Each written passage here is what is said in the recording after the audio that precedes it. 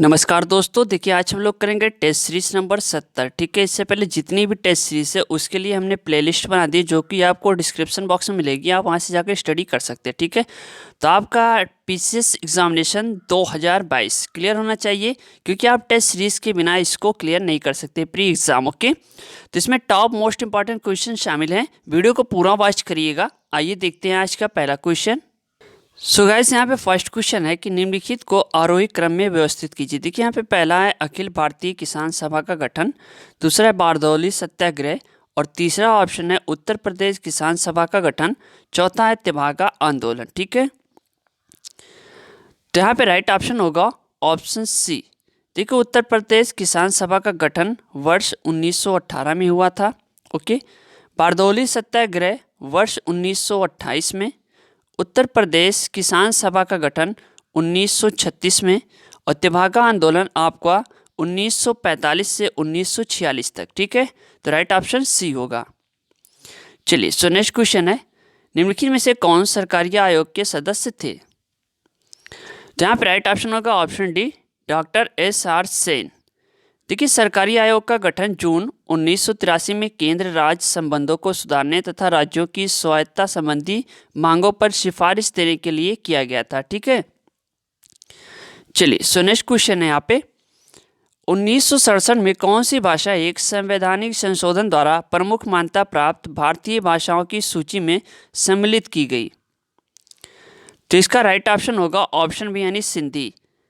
इस भाषा को 21वें संविधान संशोधन अधिनियम 1967 द्वारा भारतीय भाषाओं की सूची में सम्मिलित किया गया था। ठीक है, चलिए अगला क्वेश्चन है भारतीय संविधान के अनुच्छेद 344 के तहत प्रथम राजकीय भाषा आयोग का गठन हुआ था।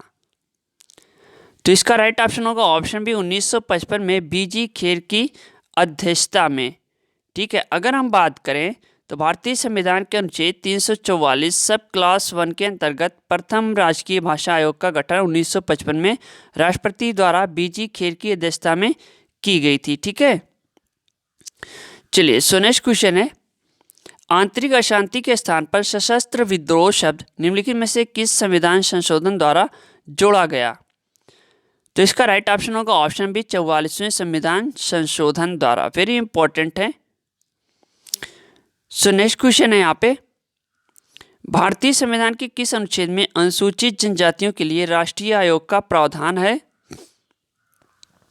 तो यहाँ पे राइट ऑप्शन होगा ऑप्शन है अनुच्छेद 338 का में अनुसूचित जनजातियों के लिए राष्ट्रीय आयोग का प्रावधान किया गया। ठीक है, इस प्रावधान द्वारा 19 फरवरी वर्ष 2004 को राष्ट्रीय अनुसूचित जनजाति आयोग की स्थापना की गई थी। अगला प्रश्न है यहाँ पे पंचायती राज व्यवस्था का मूल उद्देश्य क्या सुनिश्चित करना है। पहला है विकास में जन भागीदारी, दूसरा है राजनीतिक जवाबदेही, तीसरा है लोकतांत्रिक विकेंद्रीकरण, चौथा वित्तीय संग्रहण। उपयुक्त में से कौन सा मूल उद्देश्य सही है। तो यहाँ पे राइट ऑप्शन होगा ऑप्शन सी, पहला और तीसरा। ठीक है, पहला और तीसरा इसे राइट ऑप्शन होगा। सो नेक्स्ट क्वेश्चन है यहाँ पे भारत के संविधान के 9वें भाग के अधीन पंचायती राज व्यवस्था किन राज्यों में लागू नहीं है। तो इसका राइट ऑप्शन होगा ऑप्शन सी, नागालैंड, मेघालय तथा मिजोरम इसे राइट ऑप्शन होगा। अगला प्रश्न है यहाँ पे निम्नलिखित में से किन समितियों ने निर्वाचन सुधारों पर रिपोर्ट प्रस्तुत की। पहला है दिनेश गोस्वामी समिति, बी है तारकुंडे समिति, सी इंद्रजीत गुप्त समिति, डी है बलवंत राय मेहता समिति। नीचे दिए गए कोड का प्रयोग कर सही उत्तर का चयन करें। तो यहाँ पे राइट ऑप्शन होगा ऑप्शन सी, पहला, दूसरा और तीसरा इसे राइट ऑप्शन होगा। सो नेक्स्ट क्वेश्चन है यहाँ पे भारत की संसदीय शासन प्रणाली एवं ब्रिटेन की संसदीय शासन प्रणाली में अंतर का बिंदु निम्नलिखित में से कौन सा है। तो इसका राइट ऑप्शन होगा ऑप्शन बी यानी न्यायिक समीक्षा इसे राइट ऑप्शन होगा। सो नेक्स्ट क्वेश्चन है प्रस्तावना में स्वतंत्रता, समानता और बंधुत्व शब्द किस देश के संविधान से लिया गया है। तो इसका राइट ऑप्शन होगा ऑप्शन सी यानी फ्रांस से संविधान के हम इसको ग्रहण किए। ठीक है, किसकी चीज, स्वतंत्रता, समानता और बंधुत्व शब्द। ठीक है, चलिए अगला प्रश्न है भारत की प्रभुता, एकता और अखंडता की रक्षा करें और उसे अक्षुण्ण रखें, ये उपबंध किसमें किया गया है? चलिए इसका आंसर कमेंट बॉक्स में दीजिए। अगर आप पीसीएस की और आरओ की तैयारी कर रहे हैं तो इसका आंसर आना चाहिए। ठीक है, फटाफट आप इसका आंसर कमेंट बॉक्स में हमें दीजिए।